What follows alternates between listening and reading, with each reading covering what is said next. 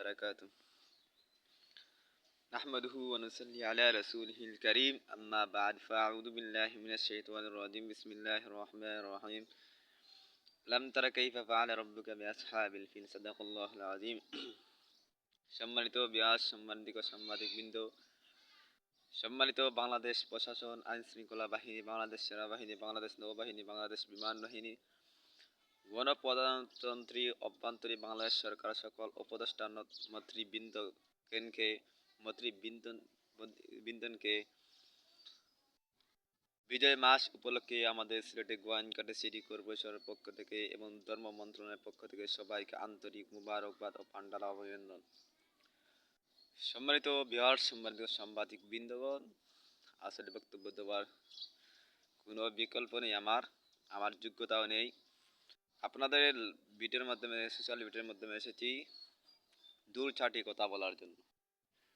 এই মাস হচ্ছে বিজয়ের মাস, জাতির পিতা বাঙালি এই মাসকে বাঙালিরা এই মাসকে বিজয় করেছেন। এই মাসের উপলক্ষে দুই চারটি কথা বলবো ধর্ম মন্ত্রণালয় এবং আমাদের সিটি কর্পোরেশনের নিয়ে। যদি মহান রব্বুল আলামিন আমাকে তৌফিক দান করেন, ওয়া মা তাওফিক ইল্লা বিল্লাহ আলাইহি তাওয়াক্কালতু ওয়া ইলাইহি।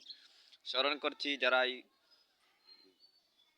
আন্দোলনে শহীদ হয়েছেন, ছাত্র আন্দোলনে, তাদের সকল রুহের মাগফিরাত কামনা করছি এবং স্মরণ করছি আল্লামা আহমদ শফি রহমতুল্লাহ আলাইহি, আল্লামা জুনায়েদ বাবু রহমতুল্লাহ আলাইহি সহ সকল আলিম ওলামাদের যারা দুনিয়া থেকে বিদায় নিয়েছেন, আল্লামা আজিজুল হক রহমতুল্লাহ আলাইহি এর হয়ে সকল আলিম ওলামা একরাম যারা দুনিয়া থেকে চলে গেছেন, তাদের রুহের মাগফিরাত কামনা করছি।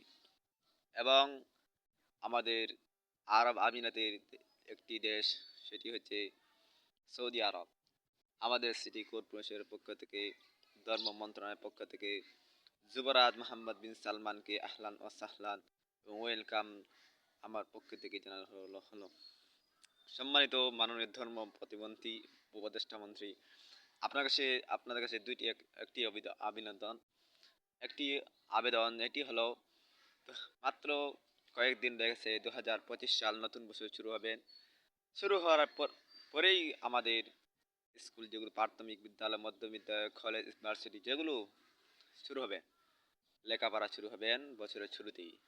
আর আমরা কওমি মাদ্রাসা হচ্ছে আরবি বছর দিয়ে, আরবি মাস দিয়ে। সেটাতে হলো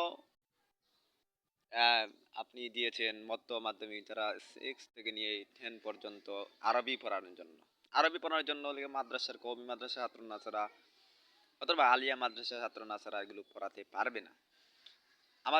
আমার একটি আবেদন হলো কওমি মাদ্রাসার ছাত্রগুলো এই মধ্য মাধ্যমিক ঢুকানোর জন্য আপনাদের কাছে বিনীত।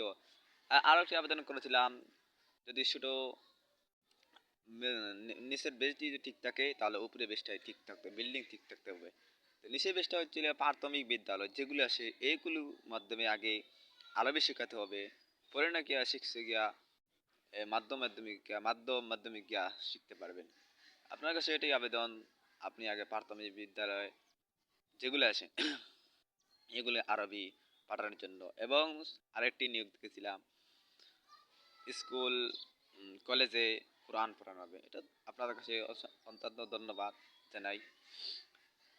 আপনি ঢুকানোর জন্য কওমি মাদ্রাসার যেহেতু স্কুল কলেজে আপনি আরবি শিক্ষা দেন, কোরআন শরীফ শিক্ষা দেওয়ার জন্য ব্যবস্থা করেছেন, এই জন্য আপনাকে অসংখ্য ধন্যবাদ। আসলে আমার বক্তব্য দেওয়ার যোগ্য নয়, আমি ছোট মানুষ, তলেবে ইলম। আর আমাদের বাংলাদেশ প্রশাসন বৃন্দকে জানাছিলাম, তারা আমাকে খোঁজ নেন প্রতি ঘন্টায় অথবা প্রতিদিনেই, যেগুলো তারা নেন গাড়ি দিয়ে এবং বিমান দিয়ে, তারা আমাকে খোঁজ খবর নেন। এজন্য তাদেরকে অসংখ্য ধন্যবাদ, ওয়েলকাম জানাই আমার পক্ষ থেকে। এবং আরেকটি আবেদন করেছিলাম, রমজানুল মুবারকের আগেই আপনারা আমাকে একটি পত্র পাঠানোর জন্য। ওই পত্রটা যদি আপনারা আমাকে সহযোগিতা করেন, আমাকে পাঠান এবং আমাকে মেসেজ দেন, তাহলে ইনশাল্লাহ আমি এই পত্রগুলো আপনাদের কাছে 2025 সালের মধ্যে আমাদের যেগুলো সিটি কর্পোরেশন সেগুলো শুভ উদ্বোধন কাজ শুরু করব।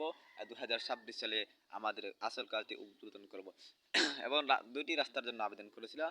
এই দুইটি রাস্তা আমাদের সিটিতে ঢুকতে হবে।